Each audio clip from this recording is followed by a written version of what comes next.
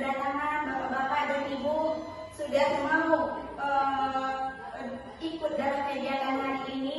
Mudah-mudahan kegiatan kita ini berjalan lancar sampai selesainya. Baiklah Bapak, Ibu, di sini adalah penyebaran, pengulangan dan penerapan budaya positif pada modul 1.2. Ini adalah salah satu tugas saya sedang menjalani CGP atau calon guru penggerak angkatan 9 Kabupaten Pesisir Selatan. Di sini adalah salah satu aksi nyata saya untuk berbagi. Mohon maaf sebelumnya, ini tujuannya bukan menggurui Bapak Ibu, tapi di sini saya hanya berbagi. Ya Bapak Ibu.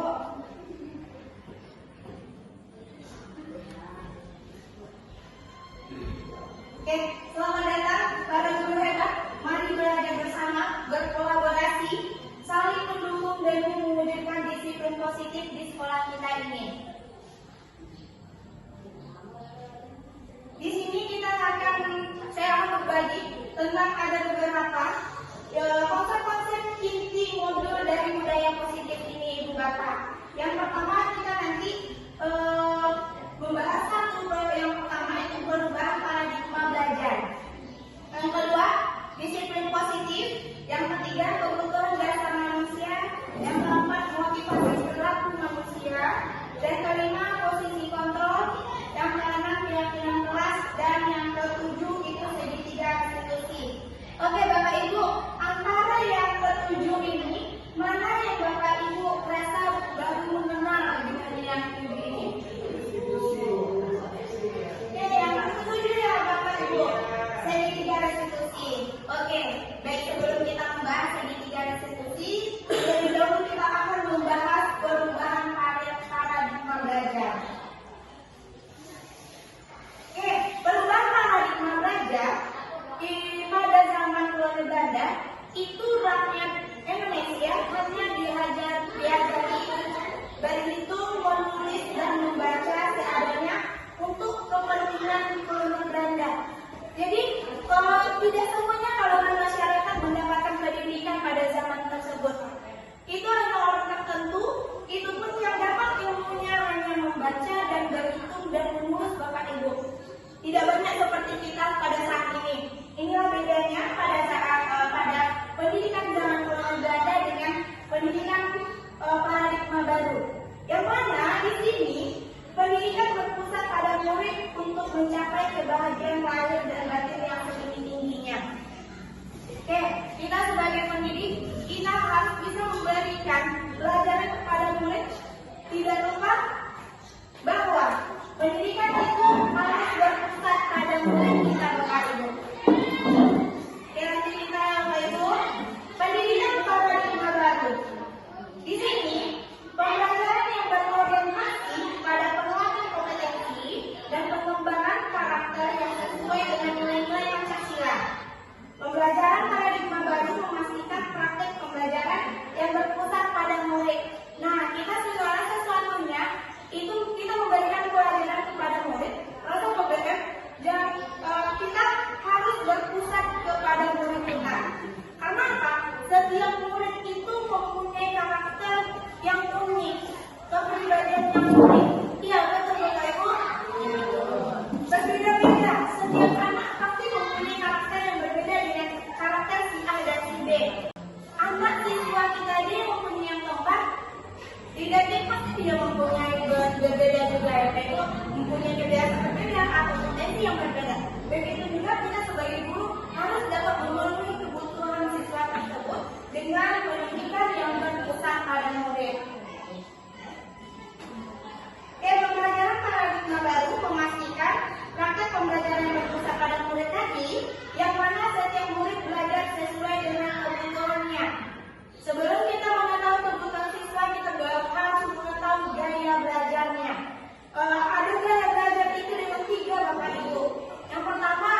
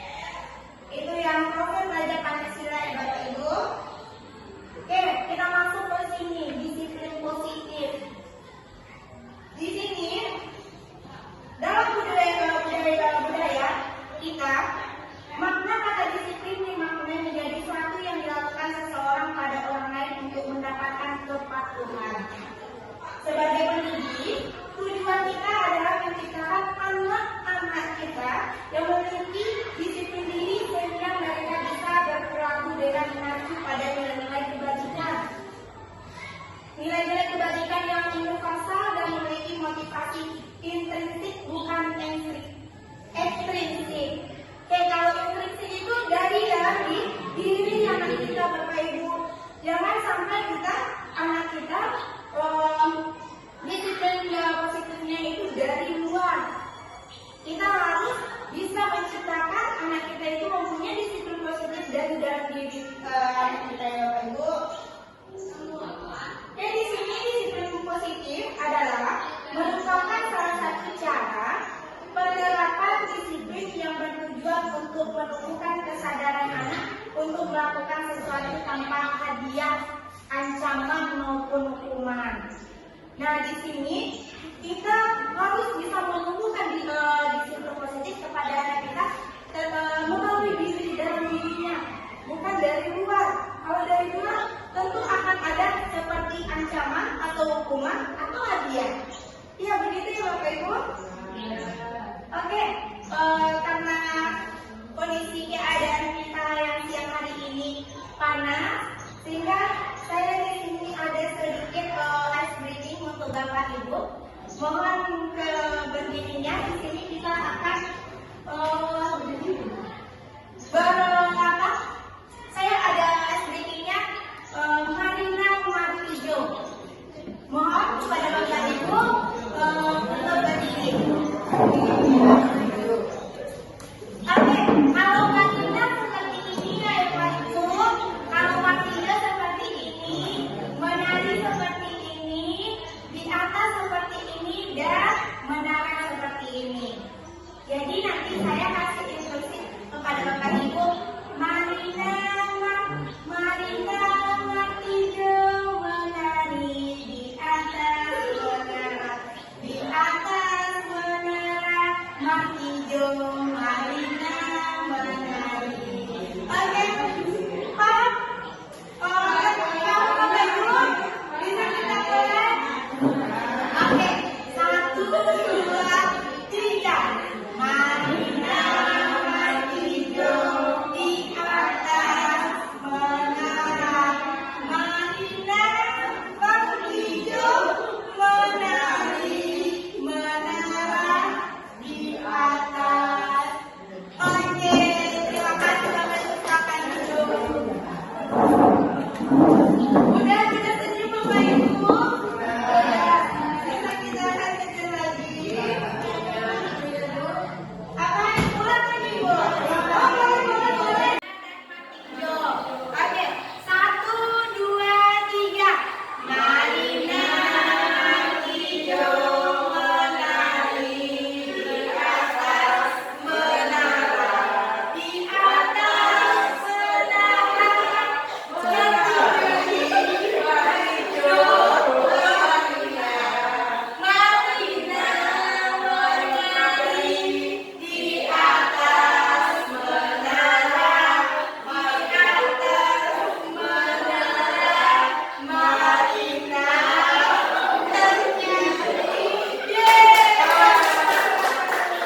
Alhamdulillah Bapak Ibu konsentrasinya. Oke, dari mana hasilnya? Oke, silakan Nam. Ambil aja. Oke, bisa kita lanjutin Bapak Ibu? Kita masuk ke disiplin positif tadi. Nah, di sini adalah merupakan salah satu cara penerapan disiplin yang bertujuan untuk menumbuhkan kesadaran anak untuk melakukan sesuatu tanpa hadiah, ancaman maupun hukuman. Berarti kita memberikan anak itu mempunyai disiplin positif tanpa ada hadiah atau ancaman atau hukuman. Karena apa? Apabila anak sudah ada dalam diri sendiri disiplin positif, maka hukuman dan ancaman tadi tidak akan didapatinya. Oke, lanjut Bapak Ibu. Di sini adalah kebutuhan dasar manusia. Oke, saya mau bertanya sama Bapak Ibu.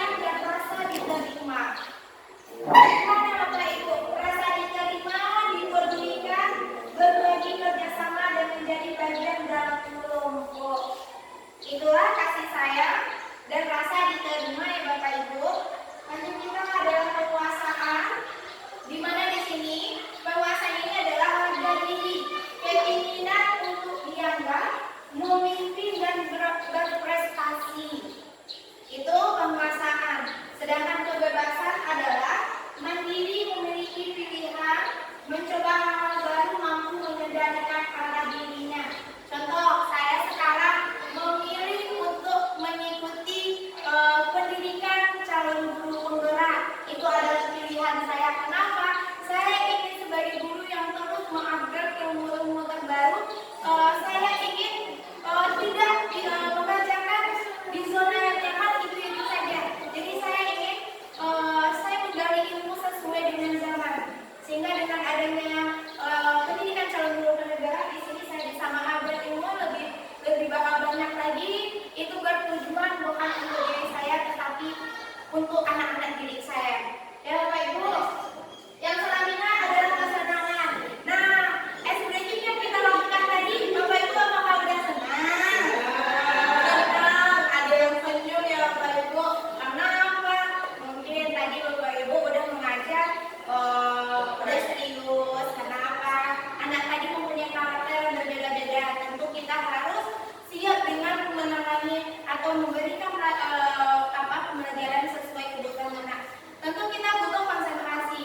Nah, sekarang pada kegiatan ini Bapak Ibu udah ada face reading-nya tadi sehingga udah senyum lagi, udah relax lagi ya Bapak Ibu. Iya. Kesenangan, bermain, humor, antusias dan tertawa. Tadi itu kita udah bermain, kita humor bersama-sama, tertawa sama-sama. Namanya Marina udah jadi Martijo. Yang menarik kan udah Marina lagi, udah Martijo. Silakan Ibu. Oke, itulah kebutuhan dasar manusia yang harus kita penuhi ya Bapak Ibu.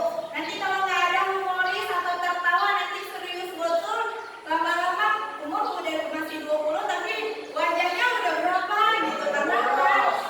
Tertawa tadi, senyum tadi adalah anggap itu adalah suatu olahraga wajah ya Bapak Ibu. Oke, kita lanjut ya Bapak Ibu. Di sini adalah motivasi. Yang mana motivasi ini adalah dorongan yang timbul pada diri seseorang secara sadar atau tidak sadar untuk melakukan suatu tindakan dengan tujuan tertentu. Nah, itulah ada motivasi. Kita sebagai guru harus memberikan motivasi kepada siswa kita. Kita saja sebagai pendidik butuh nggak motivasi? Butuh ya Bapak Ibu, motivasi contohnya dari teman sebaya kita, atau dari keluarga, dari kepala sekolah. Sehingga apa? Motivasi itu kadang membuat kita lebih semangat lagi. Iya Bapak Ibu? Iya.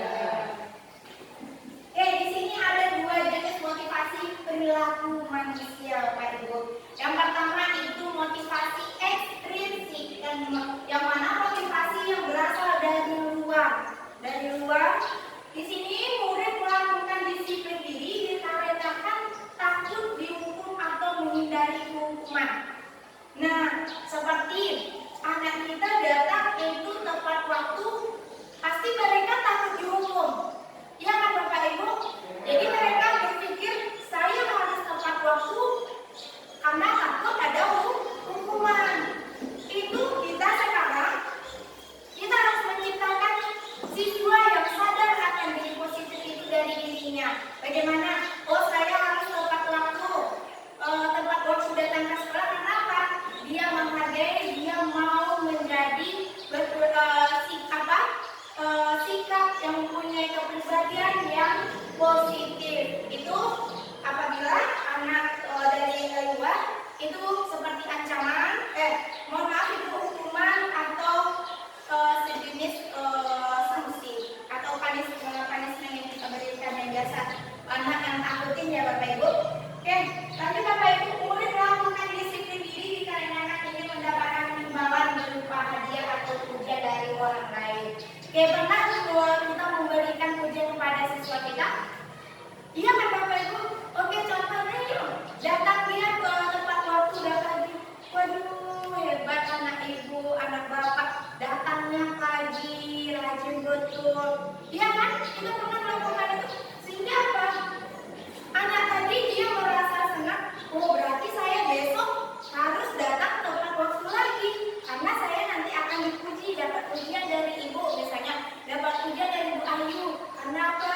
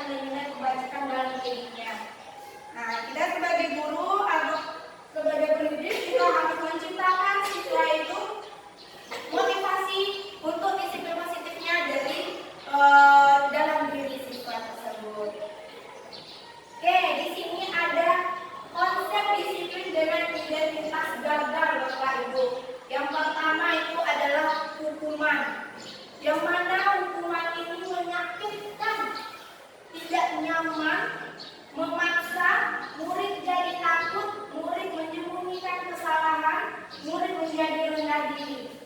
Iya nggak hukumannya Ibu? Iya, kenapa? Kita ada memaksa. Sehingga apa? Kita harus memaksa. Oh, siswa harus seperti ini. Berarti mereka merasa terpaksa. Seperti apa ya Bapak Ibu? Murid menyembunyikan kesalahan. Karena udah telat ini datang ke sekolah karena takut hukuman, sehingga murid tadi beralasan. Kenapa telatnya? Misalnya, ini datang telat, udah 20 menit, kenapa telat? Jadi karena takut ada hukuman, murid menyembunyikan kesalahannya. Dia beralasan, tadi membantu orang tua atau ban motornya pecah, sehingga dia memberikan alasan yang tidak yang terjadi sama dia menyembunyikan kesalahannya. Udah tahu ini alasan anak kita ini terlambat, telat bangun. Karena kita lanjut, yang kedua itu konsep disiplin dan identitas gagal. Yang pertama adalah hukuman, yang kedua adalah penghargaan atau hadiah. Yang mana di sini hadiah ini tidak efektif, merusak hubungan sifat iri, mematikan kreativitas anak, mutu dengan sistem retributif, tentang merampas hak menghargai dirinya. Nah, yang perlu kita Bapak Ibu yang ingat, merusak hubungan sifat iri. Seperti anak yang kita pada pelajaran pagi ya, matematika, siapa ini yang dulu mengerjakan nanti ibu kasih coklat. Nah, sehingga anak termotivasi cepat mengerjakan. Kenapa? Harus dapat hadiah coklat misalnya pengajar. Sehingga apa? Dia akan cepat mengerjakan, bersaing. Saya harus cepat dulu mengerjakan biar dapat hadiah. Sehingga merusak hubungan ini. Apabila anak tadi si A udah dapat hadiah, apa kata temannya? Oh, baru itu aja. Dia akan menimbulkan sifat iri. Oh, itu aja udah dapat hadiah. Saya juga betul. Sehingga hubungan anak dengan temannya tadi sehingga bisa. Kenapa? Kita memberikan penghargaan, membuat merusak hubungan sifat iri. Jadi siswa yang lain juga rasa iri terhadap anak yang kita berikan hadiah tadi temannya tadi. Ya Bapak Ibu. Lanjut. Di sini ada konsep disiplin dengan identitas sukses. Nah, yang tadi gagal, yang sekarang kita kaji yang sukses. Nah, di sini ada konsekuensi, di mana konsekuensi ini penguatan jangka pendek, perlu memonitoring berkelanjutan, stimulus respon, murid menghormati peraturan, kehilangan waktu untuk merenungi kesalahan. Sedangkan restitusi, murid bertanggung jawab atas perilakunya, fokus pada pemecahan masalah jangka panjang, murid menghormati dirinya dan orang lain. Teori kontrol, dirinya memegang kontrol. Dia yang akan memegang kontrol. Dia mau seperti apa? Dia yang mengalami masalah. Kita hanya menuntut untuk menyelesaikan dia yang menemukan solusi. Sehingga apa kesalahan yang dilakukan? Anak menjadi tanggung jawab ya Bapak Ibu. Murid bersemangat memperbaiki kesalahannya. Itu adalah restitusi. Oke, di sini konsep disiplin dengan pendekatan restitusi, sebuah cara menanamkan disiplin pada murid. Apa itu restitusi? Di sini adalah proses menciptakan kondisi bagi murid untuk memperbaiki kesalahan mereka, sehingga mereka bisa kembali pada kelompok dengan karakter yang lebih kuat. Contohnya dengan anak yang telat tadi, kita menanyakan terlebih dahulu Bapak Ibu, kenapa telat? Oke, apabila kita telat, apakah ini sudah melanggar kesepakatan atau tidak? Berarti anak, iya Bu, ini udah melanggar kesepakatan sekolah katanya kan? Oke, jadi apa solusi agar anak tidak telat? Jadi anak, kita latih anak untuk mandiri, untuk menemukan solusinya agar anak bertanggung jawab atas kesalahan yang diperbuat. Contohnya mungkin, saya bangun lebih pagi Bu. Iya betul, dengan bangun lebih pagi sehingga kita tidak telat datang ke sekolah. Nah begitu ya Bapak Ibu. Nah di sini ada ciri-ciri restitusi. Yang pertama, menguatkan dan fokus pada solusinya. Fokus pada karakter bukan tindakan.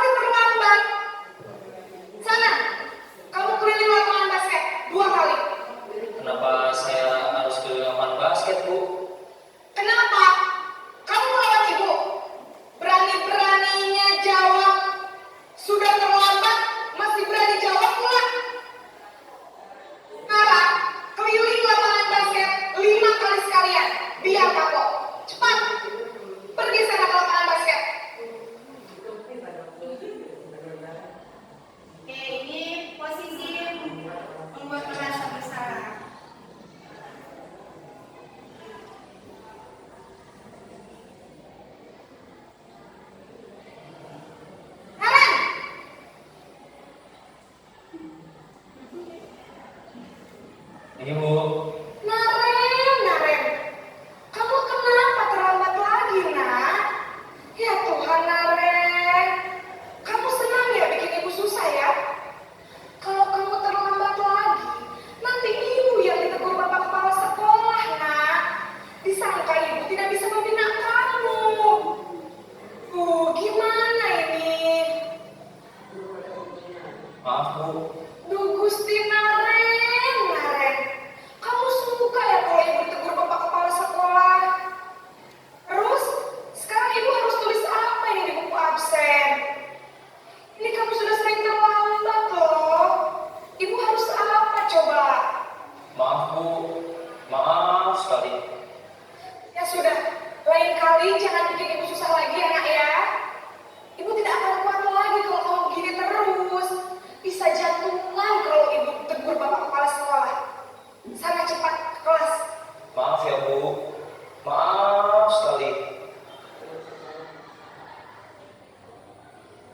Posesif membuat rasa besar. Berbicara dengan nada teguh.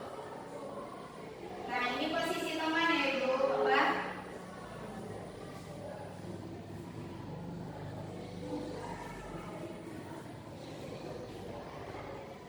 Naren!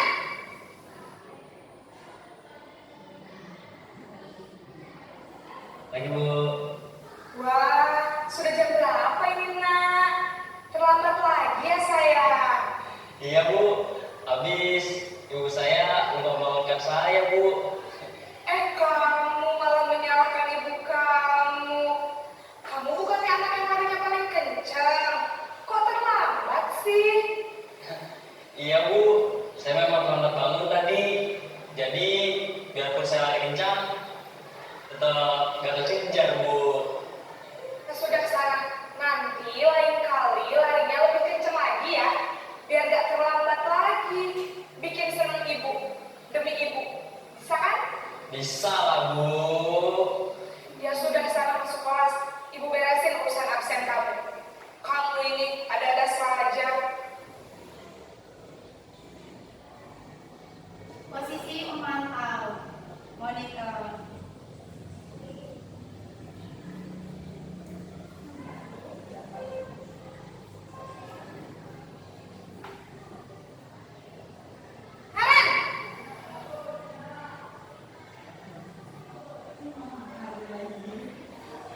Naren, apa peraturan sekolah kita tentang jam berapa kita harus masuk sekolah, nak? Eh, Sekolah jam 7 Bu. Iya betul, sekarang sudah jam 7.20. Naren sudah tahu konsekuensinya jika terlambat hadir. Paham Bu. Saya harus tinggal kelas pas jam istirahat selama 20 menit. Iya benar, konsekuensinya demikian. Jadi nanti jam 9.30 pas istirahat, kamu harus tinggal di kelas, kerjakan tugas tambahan untuk ketertinggalan kamu, ya? Baik Bu. Nah, yang kelima posisi manajer.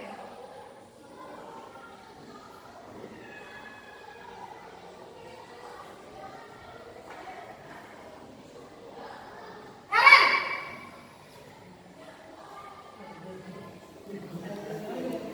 Pagi Bu. Selamat pagi, Naren. Maaf Bu. Saya terlambat. Iya, sekolah masuknya jam 7, sekarang sudah jam 7.20. Jadi sekarang bagaimana ini, Naren? Maaf Bu.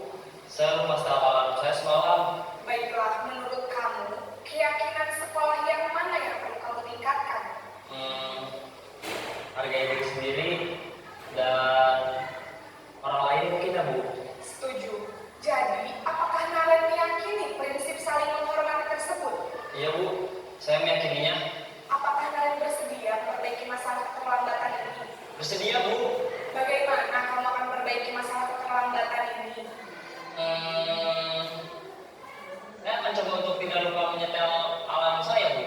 Baik, kalau Naren mau menyetel alarm di rumah, ada orang yang kira-kira bisa bantu mengingatkan ya?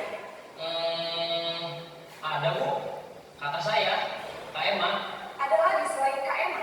Selain Kak Emma, ada ibu saya. Baik, jadi yang mengingatkan Naren adalah Kak Emma dan ibu kamu ya?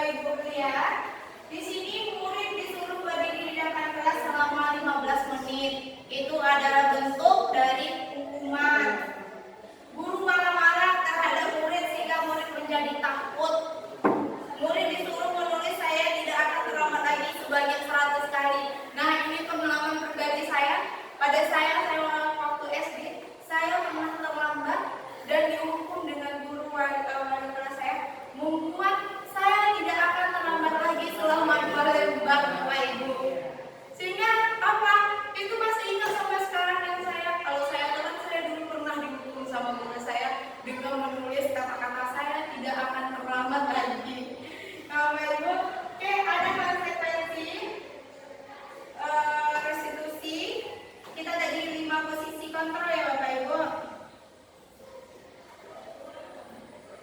Nah, di sini yang pertama adalah penghukum. Yang mana penghukum ini Bapak Ibu? Patuhi aturan saya atau awas. Kata-katanya agak kasar ya. Kamu harus mematuhi peraturan. Kalau peraturan saya, kalau tidak awas. Sehingga anak menjadi takut Bapak Ibu. Kamu selalu saja salah. Seperti anak yang sering telat 2 kali dia tekan. Kamu lagi yang telat. Itu adalah bentuk kita memberikan hukuman kepada anak Bapak Ibu.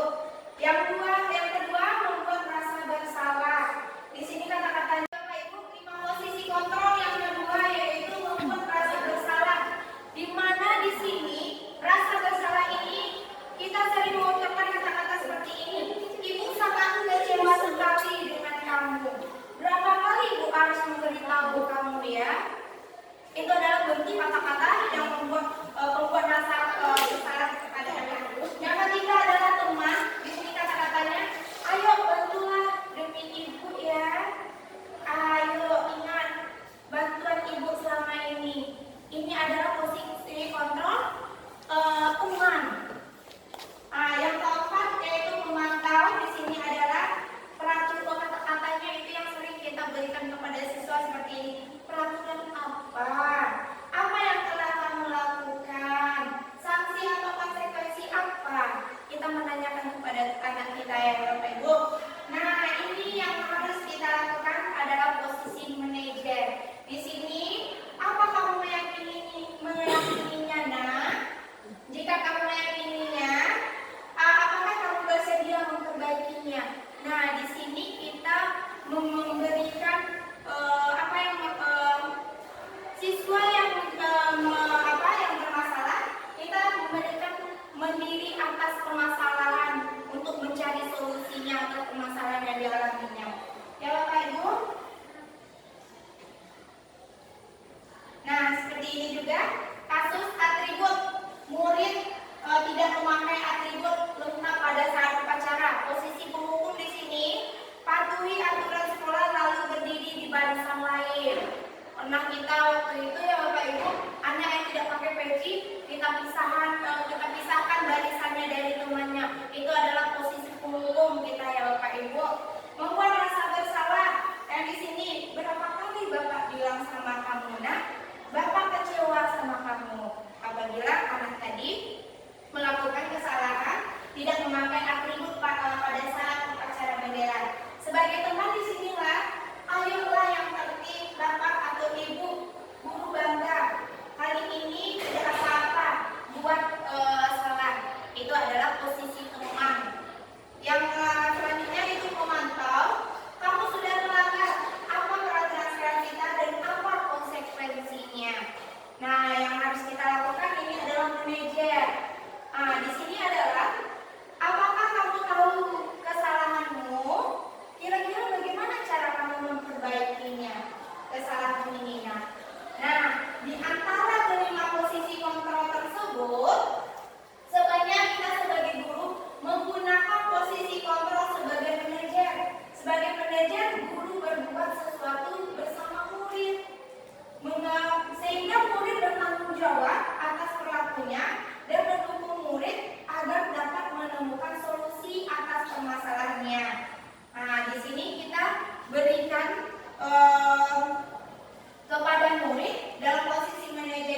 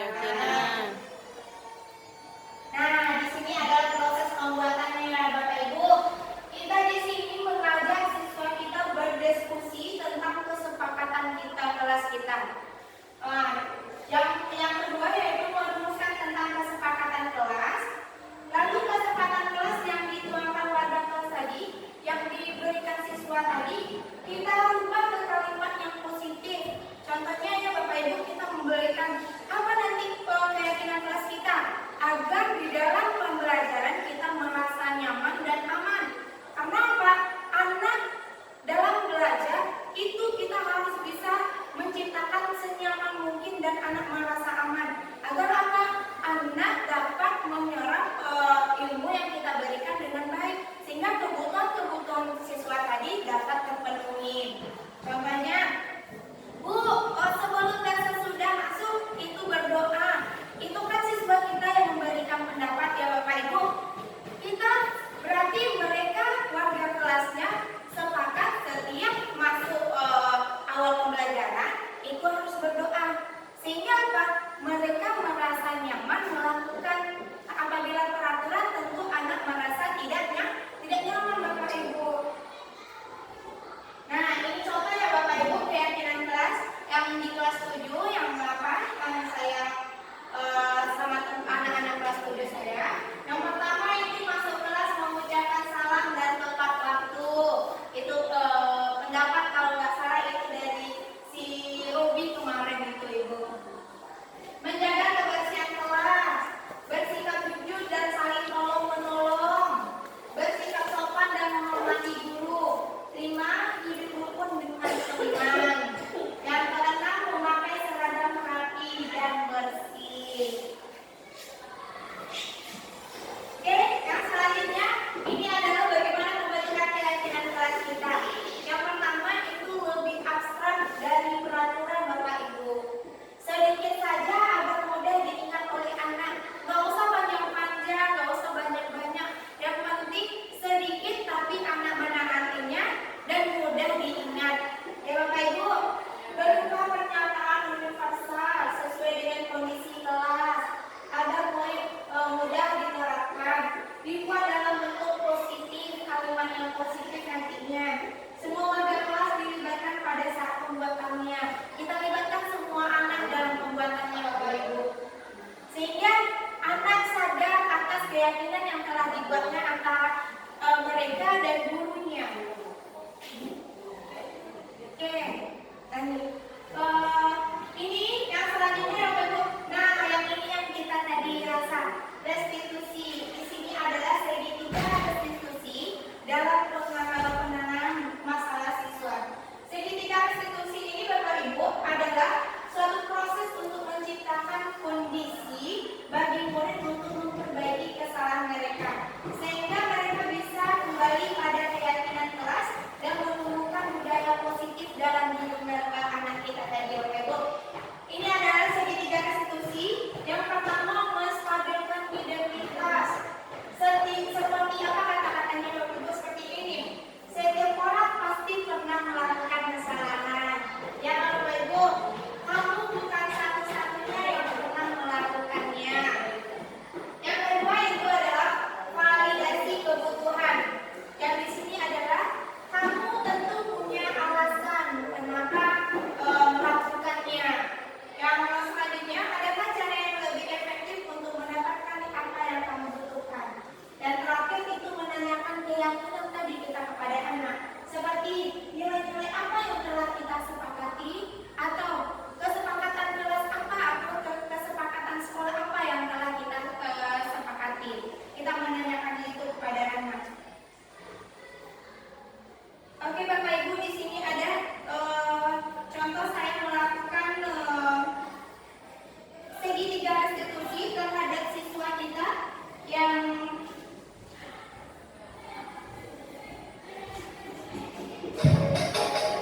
memiliki masalah. Di sini ada 2 kasus ya Bapak Ibu.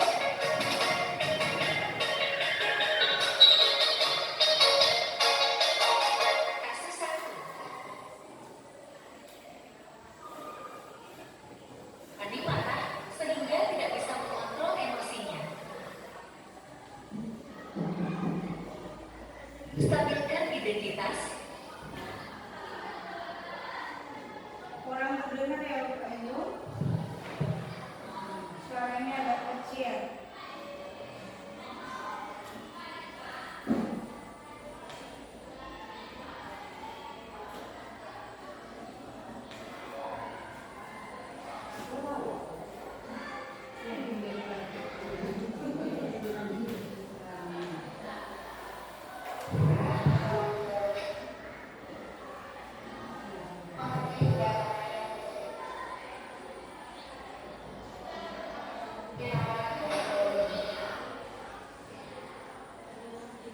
Validasi tindakan yang salah.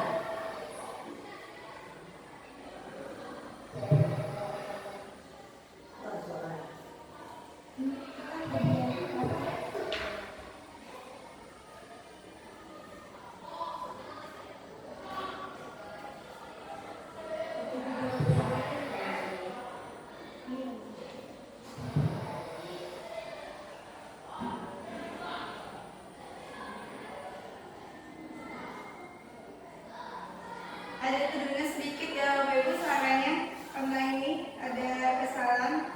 Menanyakan keyakinan. Menanyakan keyakinan terhadap Rani tadi atas tindakan yang dilakukannya.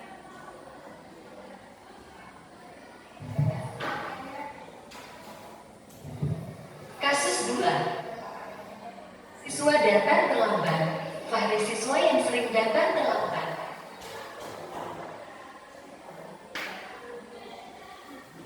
Stabilkan identitas.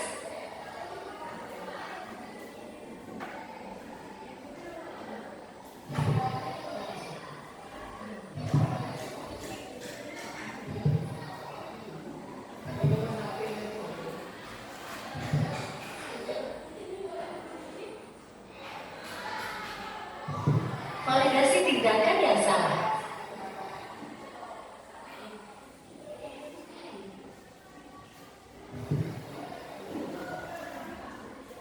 Oke Bapak Ibu, itu adalah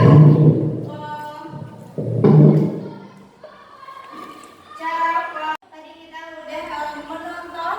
Itu adalah 3 rekonstruksi untuk menyelesaikan kasus siswa yang pertama tadi. Itu sudah kita lihat kasus yang pertama. Itu Rani karena diejek teman-teman di kelasnya, sehingga Rani melakukan tindakan kepada Rumi karena dia kesal.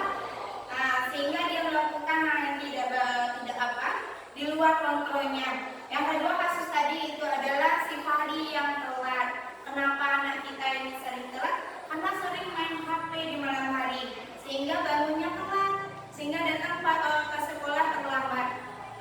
Dengan kita melakukan segitiga restitusi, siswa kita bimbing sehingga dia bertanggung jawab mandiri dengan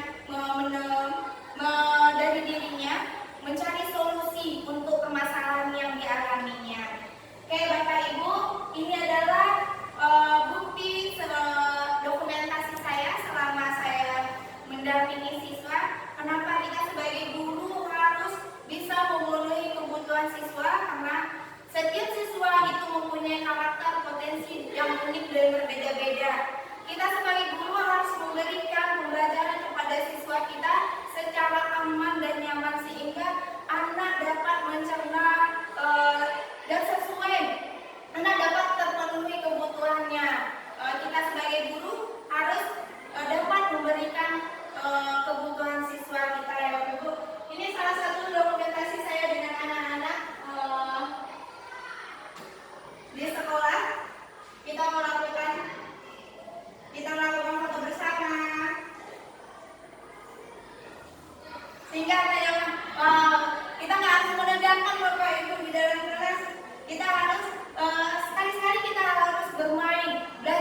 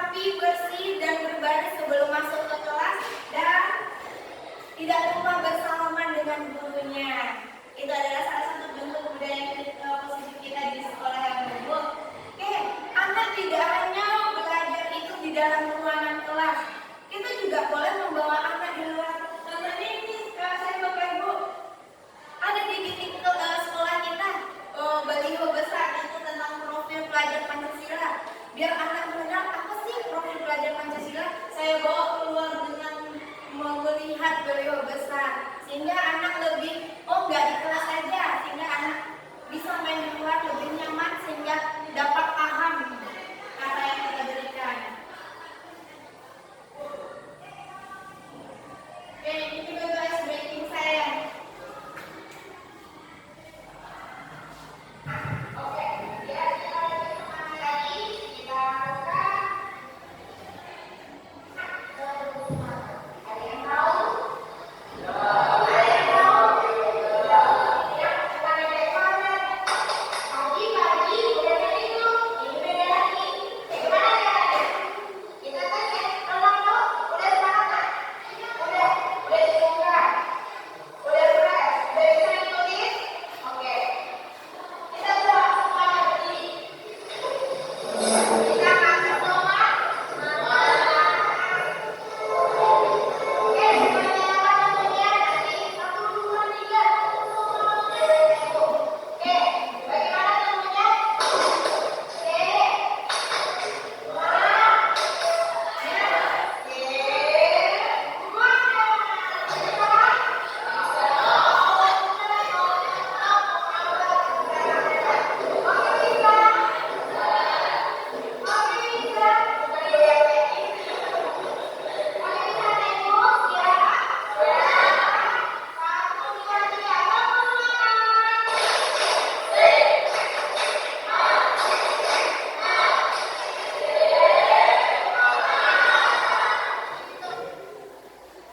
Ya, dengan tepuk semangat sebelum kita memberi materi, anak merasa dia udah senyum, udah semangat, sehingga apa? Anak tadi udah nyaman. Duh, nyaman hari ini. Kenapa udah senyum? Mungkin di pagi hari dari sekolah, dari rumah ke sekolah udah cemberut, ada apa? Ada misalnya jajan yang kurang dari orang tua, sehingga di sekolah karena kita sebagai guru memberikan kenyamanan atau memberikan sesuai dengan kebutuhan anak yang tidak merasa semangat tadi, dengan kita berikan ice breaking, dia merasa semangat. Oke, udah bergerak semua badannya, dia udah merasa. Nanti masalah yang tadi, yang penting saya semangat dulu katanya kan.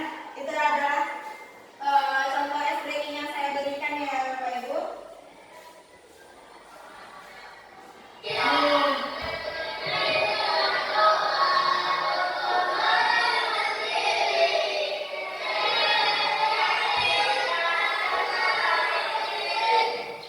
Oke, saya memberikan penghafalan untuk profil pelajar Pancasila itu pada anak, bukan saya suruh menghafal. Yang pertama misalnya kan ini yang kedua gitu. Penanganan kritis apa? Enggak.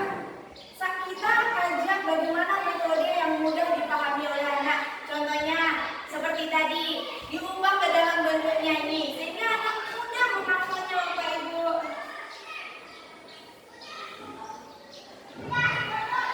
Nah, ini SPG ya Bapak Ibu, nanti konsentrasi siswa.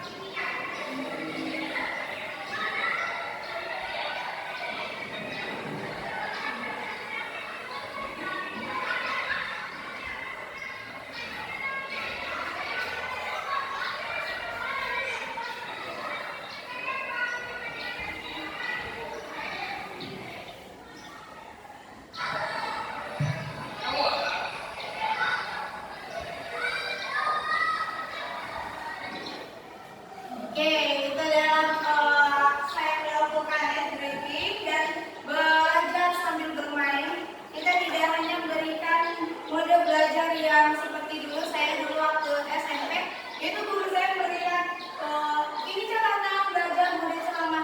Kita berikan sesuatu yang terbaru sehingga anak menarik. Kita sebagai guru harus dapat menciptakan anak kita dinantikan oleh anak. Sehingga apa? Kita dapat masuk kelas itu dengan semangat, memberikan yang kita berikan kepada siswa dengan sesuatu yang baru. Contohnya mungkin dalam segi apa ya Bapak Ibu, dengan belajar kita, mungkin dengan cara dengan fokus. Kalau saya BK, contohnya saya melatih konsentrasi anak dengan membuat kelompok, dengan bermain, belajar sambil bermain, dengan memberikan kertas yang dipegang anak itu. Kelompok 1 ini polanya lingkaran, kelompok 2 misalnya segitiga. Jadi dia melatih konsentrasi. Kita latih anak bagaimana dia mempunyai siasat berbeda-beda kelompok untuk mendapatkan itu. Contohnya kemarin ada yang berbisik, nanti kalau saya apakan anak-anak berarti itu yang digerak ya. Sehingga apa? Anak sehingga dia keluar bagaimana ide-idenya untuk mendapatkan itu. Sehingga kita latih anak untuk mandiri, bernalar kritis tadi. Tidak lepas kita memberikan ini dalam konteks kita, dalam pembelajaran kita. Kita harus bisa memberikan